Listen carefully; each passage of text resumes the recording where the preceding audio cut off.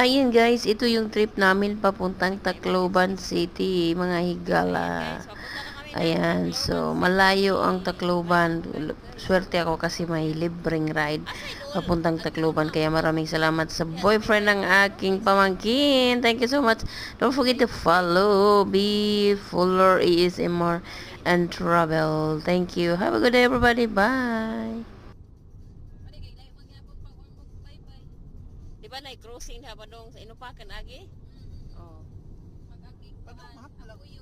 Oh, abuyog din. Aro ana. Abuyog ay pwede tuyok man na. Mike, nakuha na to sa kabintan. Ah, Lahos man na sa kuan. Ang sana diha.